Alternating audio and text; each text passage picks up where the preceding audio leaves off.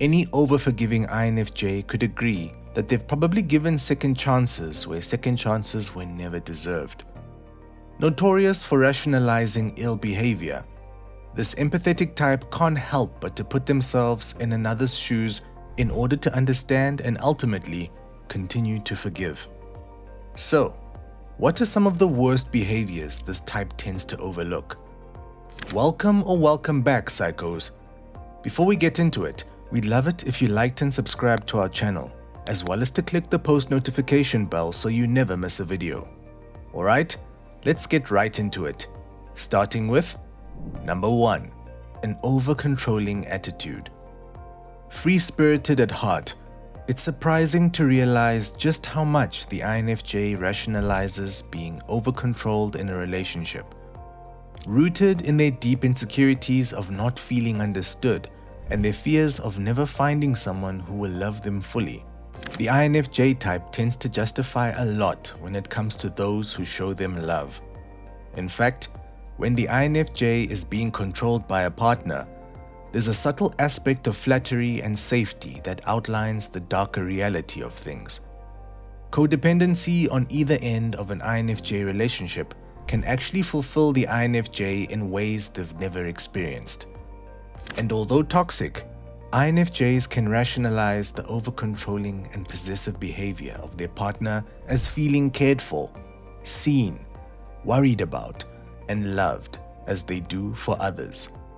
Whether it's through their partner's over-jealousy, encouragement to isolate from friends and family, guilt-tripping, or subtle criticisms, the INFJ type begins to rationalize these increasingly toxic behaviors over time. Number 2, not being completely transparent. Being the secretive and reserved type they are, INFJ completely understand the notion of not airing out one's own laundry for the satisfaction of someone's curiosities.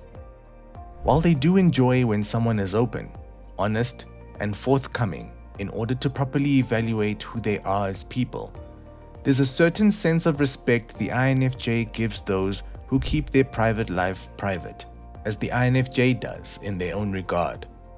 So, what's the big deal with not being transparent anyway? And what makes it considerably toxic?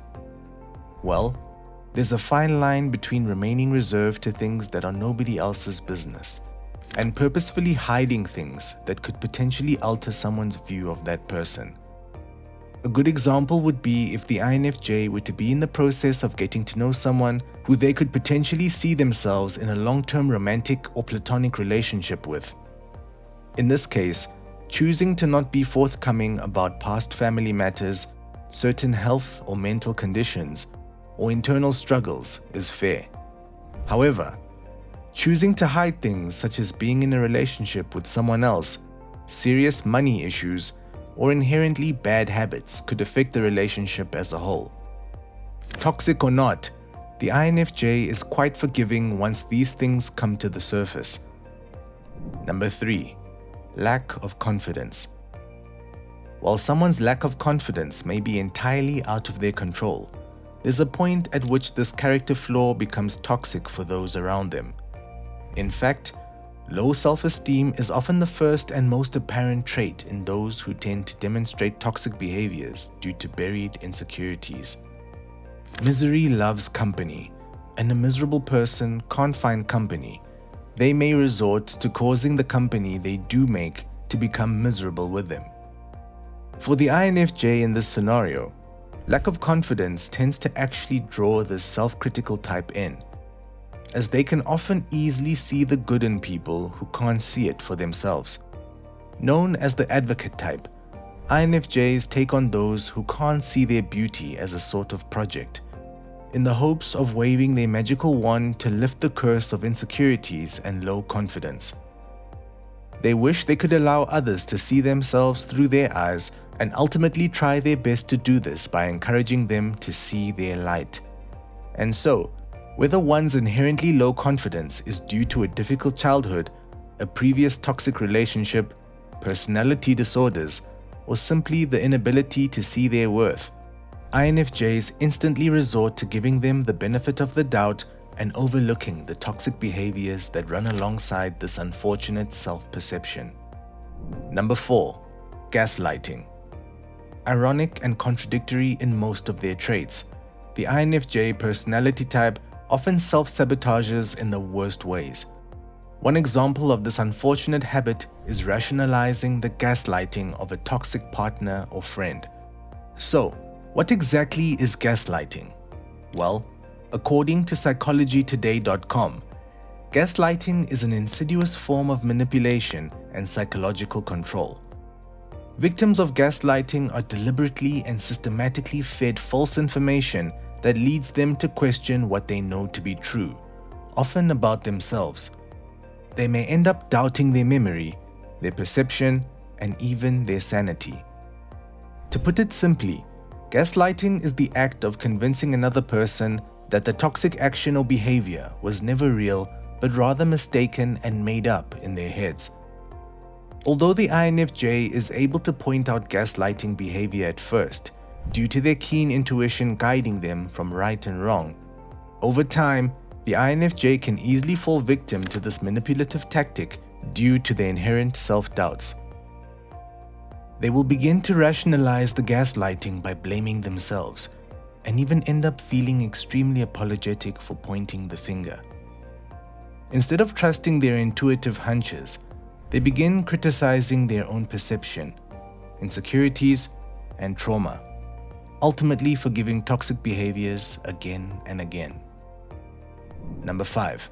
Harsh communication.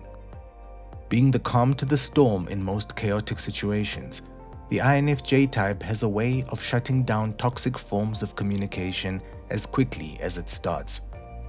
In fact, although this conflict-avoidant type tends to shy away from argumentative conversation, their understanding nature allows them to see exactly what triggers one's communicative uproar. They can easily tell when someone's emotions are getting the best of them, and with that, they're able to justify the reasoning behind difficult communicative styles. Whether it's a situation where a partner or friend is coming at the INFJ personally, this empathetic type understands that it's much more of a personal problem than it is related to the INFJ themselves.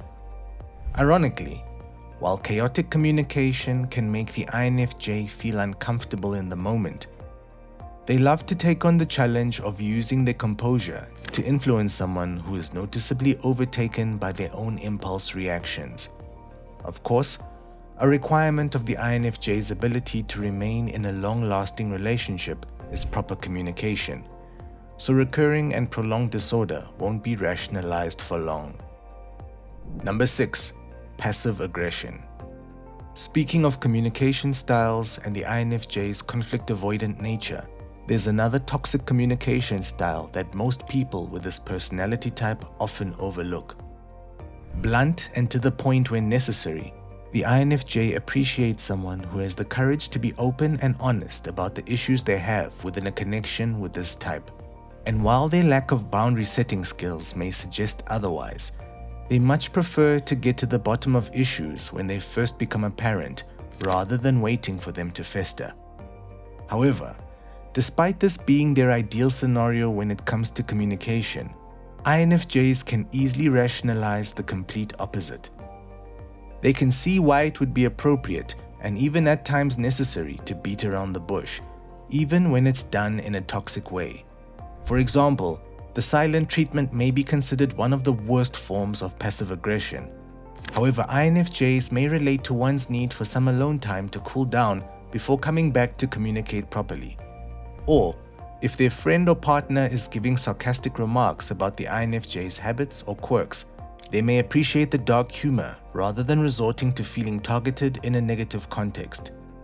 Passive-aggressive behavior is tricky for anyone to navigate, as it's not always so obviously identified. And lastly, number 7, victimization. In a normal and logical context, most INFJs hate the idea of people using the victim card to gain sympathy from others. When it's a hypothetical situation, or a scenario where the INFJ has no attachment to the other person, self-victimization can annoy the INFJ, who themselves is so avoidant to burden others with their problems. However, when the INFJ finds themselves in a connection with someone who tends to use victimhood to prove a point, gain pity, or they simply crave a little sympathy from this type, they can easily fall for it and in turn rationalize this at times toxic behavior. The thing about self-victimization is that the person playing the victim card often believes their story and feels the emotions that accompany it. It's not done with the sole purpose of manipulation, but rather a difficulty to take ownership and forgive past traumas. And so, by playing on the innate empathetic nature, the INFJ can't help but to sympathize with those who use this otherwise toxic practice. Well, psychos, that's it for today. So, let us know in the comments below if you have rationalized and forgiven these toxic behaviors. Also, make sure to leave us a like, share with your friends, and subscribe to our channel so that you never miss a video.